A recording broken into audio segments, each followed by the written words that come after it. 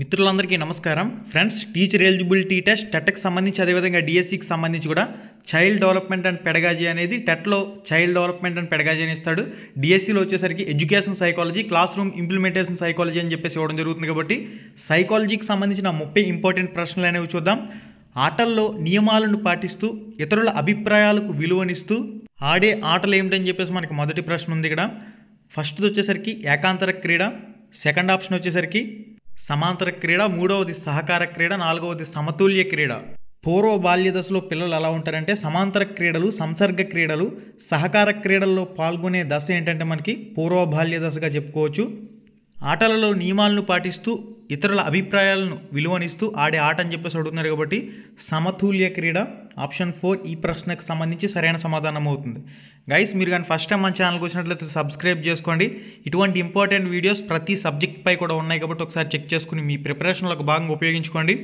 Question number 2 on your screen.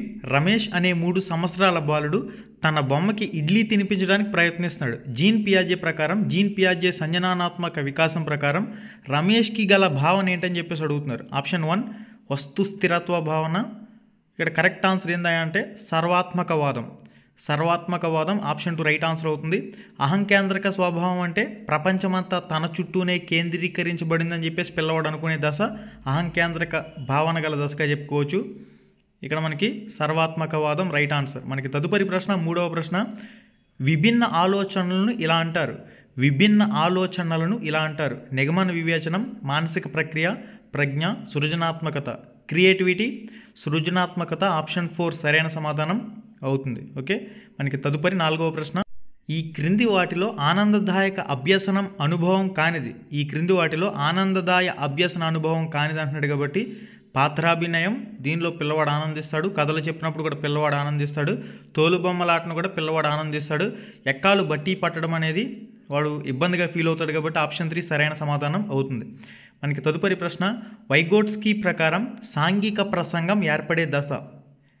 Option 1 ఉత్తర కౌమార దశ, option 2 పూర్వ కౌమార దశ, ఆప్షన్ 3 ఉత్తర బాల్య దశ, ఆప్షన్ 4 శైశవ దశ. క్వశ్చన్ నెంబర్ 5 అనేది స్క్రీన్ మీద ఉంది. మీ ఆన్సర్ కామెంట్ రూపంలో పోస్ట్ చేసి తెలియచేయండి. సాంఘిక ప్రసంగం ఏర్పడే దశ వైగోట్స్కీ ప్రకారం. మనకి తదుపరి ప్రశ్న, 6వ ప్రశ్న చూడండి. భారతి అనే 4 సంవత్సరాల బాలిక తన దగ్గరున్న బొమ్మను ఆడుకుంటూ వాటిని పోగొట్టుకుంది. ఎరిక్సన్ ప్రకారం భారతి అనే బాలిక ఎదుర్కొనే మనోసాంఘిక క్లిష్ట పరిస్థితి అన్నాడు. అంటే మనకి ఇక్కడ క్రీడా దశ అనేది 3 సంవత్సరాల నుంచి 5 సంవత్సరాల మధ్య ఉంటుంది. ఈ క్రీడా దశలో క్లిష్ట పరిస్థితి వచ్చేసరికి చొరవ, అపరాధ భావం. మొదటిది పూర్వ బాల్య దశ 1 సంవత్సరం వరకు ఉంటుంది. ఇక్కడ నమ్మకం, అపనమ్మకం అనేది ఉంటుంది. ఉత్తర బాల్య దశ 2 సంవత్సరాల వయసులో ఉంటుంది. ఇక్కడ క్లిష్ట పరిస్థితి, స్వయం ప్రతిపత్తి, సందేహం, సిగ్గు, సంశయం. ఇక్కడ క్రీడా దశలో ఏంటంటే 3 నుంచి 5 సంవత్సరాల వరకు చొరవ, అపరాధ భావం అనేది ఉంటుంది. మనకి తదుపరి నేషనల్ ఎడ్యుకేషన్ పాలసీ 2020 ప్రకారం ఫౌండేషన్ స్కూల్స్కి ఉండే తరగతులు ఇక్కడ 5+3+3+4 కింద డివైడ్ చేశారు కదా. ఫస్ట్ 5 ఏంటంటే pre primary 1, pre primary 2, preparatory 1వ తరగతి, 2వ తరగతి. ఓకే, ఫస్ట్ 5 దీన్ని తెలియజేస్తుంది. అక్కడికి 5 కంప్లీటెడ్, నెక్స్ట్ 3 వస్తుంది కదా. 5+3 అంటే 3 3వ తరగతి, 4వ తరగతి, 5వ తరగతి కింద చెప్పచ్చు. 5+3+ ఇంకొక 3 వస్తుంది కదా. ఇంకొక 3 ఏంటంటే 6వ తరగతి, 7వ తరగతి, 8వ తరగతి. లాస్ట్లో 5+3+3+4 అంటే లాస్ట్ 4 ఏం సూచిస్తుందంటే 9వ తరగతి, 10వ తరగతి. ఇంటర్మీడియట్ ఫస్ట్ ఇయర్ దాన్ని 11వ తరగతి కింద చెప్తారు. ఇంటర్మీడియట్ సెకండ్ ఇయర్ దాన్ని 12వ తరగతి కింద చెప్పడం జరుగుతుంది. ఈ విధంగా నేషనల్ ఎడ్యుకేషన్ పాలసీ 2020ని 5+3+3+4 కింద డివైడ్ చేయడం జరిగింది. మనకి తదుపరి, ఒక విద్యార్థి 15 బహుళైచ్ఛిక ప్రశ్నలకు గాను 12 ప్రశ్నలకు మాత్రమే సమాధానం ఇచ్చాడు. ఇక్కడ గుర్తింపు గణన. Correct answer is option 3 80%. ఒక విద్యార్థి 15 బహుళైచ్ఛిక ప్రశ్నలకు గాను 12 ప్రశ్నలకు ఆన్సర్ చేశాడు. తదుపరి ప్రశ్న. తరగతి గదిలో విద్యార్థుల వైయక్తిక భేదాలకు ప్రాధాన్యత ఇవ్వడం అనేది ఆప్షన్ 2 చూడండి. లాభకరమైంది ఎందుకంటే ఉపాధ్యాయుడు సమగ్రమైన పాఠ్య ప్రణాళికను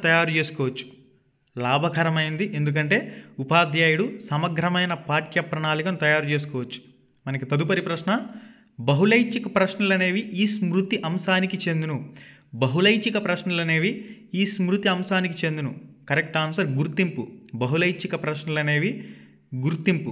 ఆప్షన్ 4 ఈ ప్రశ్నకు సంబంధించి సరైన సమాధానం అవుతుంది. గైస్, ఇంకా ఎవరైతే వీడియోని లైక్ చేయలేదో లైక్ చేసేయండి. తదుపరి ప్రశ్న, పిల్లల్లో మంచి సర్దుబాటు లక్షణాన్ని పెంపొందించడానికి ఉండవలసిన తల్లిదండ్రుల పెంపక శైలి. మనకి ఈ పెంపక శైలికి సంబంధించి ఒక టాపిక్ ఉంటుంది. ఈ టాపిక్ నుంచి కూడా ప్రశ్నలు వస్తున్నాయి, చెక్ చేయండి. పిల్లల్లో శాస్త్రీయ దృక్పథాన్ని పెంపొందించడం, పిల్లలకు ఎక్కువ సంరక్షణ చేయడం, పిల్లల్లో స్థిరమైన ఖచ్చితమైన క్రమశిక్షణను పెంచడం. ఆప్షన్ 3 రైట్ ఆన్సర్ అవుతుంది.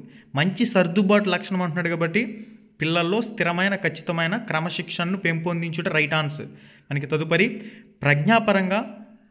ప్రజ్ఞాపరంగా సమరూప కవలలు దాదాపుగా ఒకే విధంగా ఉంటారు అని తెలియచేసిన వారు ఎవరు? ఇక్కడ మనకి ఆప్షన్లు అయితే చూడండి. కరెక్ట్ ఆన్సర్ వచ్చేసరికి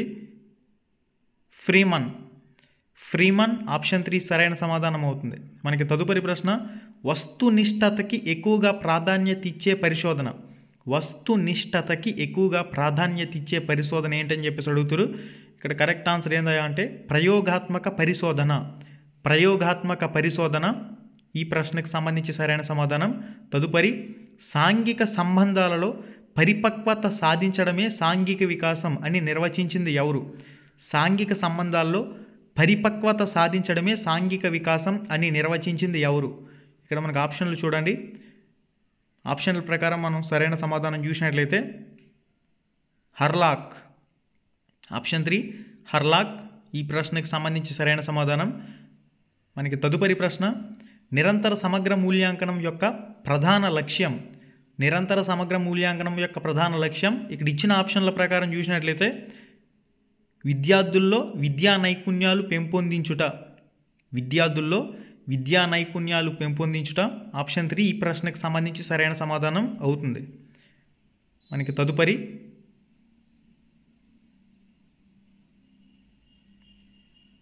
బోధనా యంత్రమును కనుగొన్నవారు ఎవరు? కనుగొన్నది ఎవరు? Option 1 Skinner, option 2 Pavlov, option 4 Thorndike, Pressey, option 3 right answer. Okay, ఇక్కడ క్లారిటీగా చూడండి. ప్రెస్సీ ఆప్షన్ 3 ఈ ప్రశ్నకు సంబంధించి సరైన సమాధానం. మనకి తదుపరి, భాషా సంబంధ వైకల్యం. అఫేషియా అంటే ఏంటంటే ఇంగితాలను గ్రహించడంలోనూ వాటిని వాడటంలోనూ ఆసక్తత. డిస్లేక్షియా అనగానే ల్యాక్ గుర్తుకురావాలి. ల్యాక్ ఏం చేస్తాం? చదువుతాం అని చెప్పేసి గుర్తుపెట్టుకుంటే డిస్లేక్షియా లేక చదువుతాం. పఠన సంబంధమైన వైకల్యాలను డిస్లేక్షియా అంటాం. అగ్రఫియా అంటే ఏంటంటే సంఖ్యాపరమైన జ్ఞానాన్ని గ్రహించడంలోనూ వ్యక్తపరచడంలోనూ సమస్యలు ఎదుర్కోవడం. అగ్రఫియా అంటే సంఖ్యాపరమైన జ్ఞానాన్ని గ్రహించడంలోనూ వ్యక్తపరచడంలోనూ సమస్యలు ఎదుర్కోవడం. అలేక్ష్య అంటే ఏంటంటే ముద్రణ రూపంలో ఉన్న భాషను చదవటంలో ఏర్పడు ఆసక్తత. అలేక్ష్య అంటే ముద్రణ రూపంలో ఉన్న భాషను చదవటంలో ఏర్పడు ఆసక్తత. ఈ విధంగా చూసుకోండి. ఇవి చాలా ఇంపార్టెంట్ టాపిక్లు. అభ్యసన వైకల్యాలు గుర్తించడానికి కిర్క్ ఉపయోగించిన పద్ధతుల సంఖ్య. ఆప్షన్ 3 3. ఓకే, దీనికి సంబంధించి క్లారిటీగా చూడండి. మనకి తదుపరి, క్రింది వాటిలో సింగిల్ యూజర్ ఒక వ్యక్తి మాత్రమే ఉపయోగించే కంప్యూటర్స్ను డాష్ అంటారు. ఈ క్రింది వాటిలో సింగిల్ యూజర్ ఒక వ్యక్తి మాత్రమే ఉపయోగించే కంప్యూటర్స్ని డాష్ అంటారని చెప్పి ఇచ్చాడు. Correct answer micro computers. Option 1 micro computers సరైన సమాధానం అవుతుంది. మనకి తదుపరి ప్రశ్న, కార్యసాధక నిబంధన సిద్ధాంతమును ప్రతిపాదించింది. కార్యసాధక నిబంధన సిద్ధాంతం అనగానే బిఎఫ్ స్కిన్నర్ గుర్తుకొస్తాడు. పిల్లి మీద ప్రయోగాలు చేశాడు. సాంప్రదాయిక నిబంధన సిద్ధాంతం అనగానే ఇవాన్ పావ్లోవ్ కుక్క మీద ప్రయోగాలు చేశాడు. మనకి తదుపరి, 5 నెలల పిల్లవాడు వాళ్ళ అమ్మ పేరు పలకలేకపోవడానికి కారణం పరిణతి తక్కువ. ఇచ్చిన ఆప్షన్ల ప్రకారం కరెక్ట్ ఆన్సర్ పరిణతి తక్కువ రైట్ ఆన్సర్ అవుతుంది. మనకి తదుపరి, ఉపాధ్యాయ కేంద్రీకృత విధానం యొక్క లక్షణం కానిది అడుగుతున్నాడు. ఉపాధ్యాయుడి నుంచి విద్యార్థికి జ్ఞానం పంపబడుతుంది. ఉపాధ్యాయులు సరైన సమాధానంపై దృష్టి పెడతారు. పిల్లలు ప్రయోగం ద్వారా నేర్చుకుంటారు. అభ్యసనం కంటే బోధనపై ఎక్కువ దృష్టి ఉంటుంది. ఉపాధ్యాయ కేంద్రీకృత విధానం యొక్క లక్షణం కానిది ఏముంది ఇక్కడ? పిల్లల ప్రయోగాల ద్వారా నేర్చుకోవటం. ఇది కాదు, మిగిలినవన్నీ కూడా ఉపాధ్యాయ కేంద్రీకృత విధానంలోకి వస్తాయి. ఓకే, ఆప్షన్ 1, ఆప్షన్ 2, ఆప్షన్ 4 అనేవి ఉపాధ్యాయ కేంద్రీకృత విధానంలోకి వస్తాయి. కానిది పిల్లల ప్రయోగం ద్వారా నేర్చుకోవడం అనేది కాదు. మనకి తదుపరి, స్మృతి విస్మృతిపై ప్రయోగాలు చేసిన శాస్త్రవేత్త. స్మృతి విస్మృతులపై ప్రయోగాలు చేసిన శాస్త్రవేత్త హెబింగ్హాస్. ఎబింగ్హాస్. దీని గురించి ఆల్రెడీ సెపరేట్గా లైవ్ ఎగ్జామ్ కూడా మన ఛానల్లో చెక్ చేసుకోండి, స్మృతి విస్మృతికి సంబంధించి. నిదాన అభ్యసకుల ప్రజ్ఞాలబ్ధి, కరెక్ట్ ఆన్సర్ 70 నుంచి 89.